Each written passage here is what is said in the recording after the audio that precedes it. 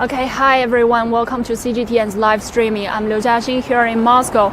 If you look at the background of me, and not far from here is the Kremlin. Yes, and I'm now walking alongside Moscow River. You see, this is a perfect location to talk about the Russia-Ukraine situation for now. So, latest on the situation, Russian Defense Ministry spokesperson Konashenkov had said that Russia will resume its offensive near Mariupol and Volnovakha. You know that earlier. Russia military have agreed in line with the agreement of the second talks between Russia and Ukraine that they will provide humanitarian aid and humanitarian corridors in Mariupol and Volnovakha, the two cities of Ukraine, during this special military operation. They will temporarily cease fire in the region and trying to, evacuate people, innocent people and residents and citizens of Ukraine to leave out of the dangerous zone. So according to the official data, the head of Russia's National Defense Control Center said that 156,000 people, including 41,600 children, were evacuated safely from the dangerous zones in Ukraine. But actually, the reason why that Russian troops decided to resume their offensive in the two cities from this day on, according to the TASS news agency, is that 200,000 refugees from Mariupol and 15,000 people from Volnovakha have not reached their humanitarian corridors in the two regions. They said that that's because nationalist forces in Ukraine did not allow any civilians to leave Mariupol and Volnovakha. That's why Russian troops decided to, resume this offensive operation. In the region. Well, if we look at a little bit of the background of this issue, back on February the 24th, Russia's President Vladimir Putin said that Vladimir Putin decided to start special military operation in Ukraine in response to the appeal of the leaders of the republics of Donbass. So after that, in response to this military operation in Ukraine, Russia has been faced with a series of, economic sanctions from EU, from the US and UK, as well as some other states. The sanctions including on the banking system and on civilians, individuals, as well as legal entities. So after that, we just went on the streets and go into, shopping malls and banks to see how the economic sanctions have influenced the people's daily life here in Russia. On Sunday, this is the latest. We've been informed that the MasterCard and Visa cards are not available to use here in Russia, but when I delved into this, I found that actually Russian issued Master and Visa cards still functional for now. If your card were issued in Russia, then you're fine. Everything, if there's any money on your card, it's available for now. It's fully safe and accessible, as the Central Bank of Russia said earlier this morning. But trans-border, operations are not available for now. So if your card was issued in China or any other countries, then the card will not be available here in Russia. And if you put your, if you take your Russian card to some other countries, to abroad, then it's not available either. Yes. So for now, on the Russian issued card, you can pay with your card. The transactions from card to card is available, and you can withdraw cash from the ATMs. That's all fine. Well, as first-time visitors in the country, we just decided, on Wednesday to exchange some money, just to see what exchange rate was for the ruble. And actually, the ruble has depreciated as far as I am concerned, because we exchanged the $400 to 37,200 rubles on Wednesday. So that means $1 was worth 93 rubles on Wednesday, but that number was 78 on last Friday. That's February the 25th, the day we arrived in Moscow. At the same time, we wondered, since the Russia, rubles has depreciated, we just wonder if any prices have changed in Russia's, daily necessities or goods. So we went into a supermarket in one of the largest mall in Russia. It's called Avia Park. Actually, we find that everything's fine, really. It's in terms of the prices of daily goods, milk, water, fruits, you name it, it's all fine. And at that time, our MasterCard and Visa card still available, but not for now, as I just mentioned.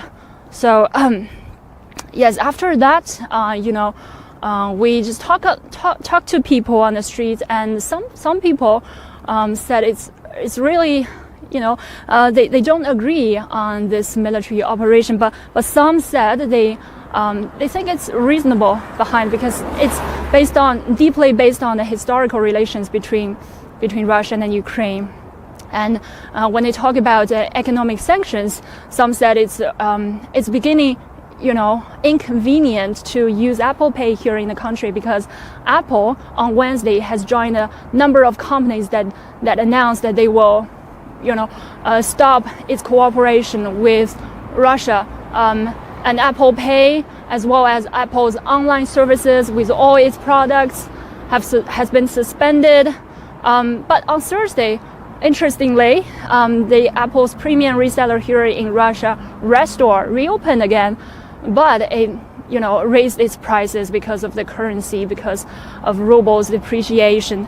And on Thursday, also we just noticed that in IKEA, one of the a Swedish furniture chain, after it declared a suspension with Russia here in Moscow, people were crazy. They flocked into the store right after work. They were trying to purchase as much as they want, furnitures, like glasses and plates, anything you can purchase in IKEA. People were lining up and queuing up at the entrance, at the checkout area. We talked to people who have already been waited there for 3 more hours. Then they said they have to do so because it's really expensive to purchase furniture, to purchase like chairs, desks, tables from a European country, especially in Italy. So they said it's better to just purchase something before it's closed.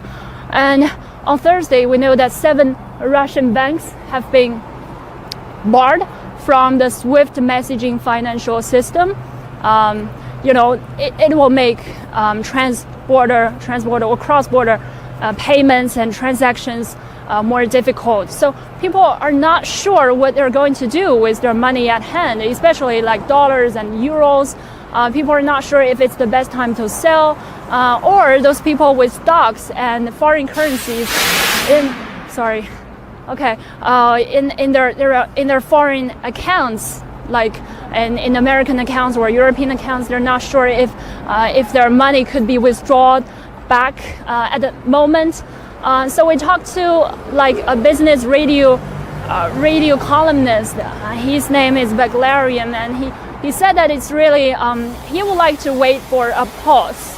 Instead of rush to the bank and sell their money or withdraw their cash. It's better to wait and stay calm after this period, because everything may change according to the government's decision, according to the political talks between the two countries, and the two countries just decided to have its third round of talk really soon on March the 7th. So in response to this economic sanctions, Russia has already roll out its countermeasures. like the interest rates from the central bank of Russia has been, raised to 20%. That's an unprecedented high rate interest. In Russia. So people, interestingly, we noticed that people were queuing up to withdraw money, a few days ago at the ATMs to withdraw as much cash as they want a few days ago. They're now putting their money back, to the bank again. They can either, maybe some of them are doing so to earn more profits, earn more interest, because this interest rate is really high. I'm not sure I can make that much profit, in any other places. So one of some part of them are doing so for this reason, and another section of population are doing so simply to save, to try to help their country, try to offer some help. And when we talked about the people on the streets, to ask them if they have any, if they agreed to the governmental decision on this special military operation, some said that no, they won't agree on sacrificing taxes on the military operation and sacrificing soldiers' lives and also the lives of innocent people. But some said they fully understand, as I just mentioned. Some said it's they're tired of being under control of the United States, and they don't want to be one of the countries like Ukraine, under others' control. So yes, people are kind of they're kind of like half to half. You know what I mean? Yes. So yes, for now I think that's all. That's all for me right now.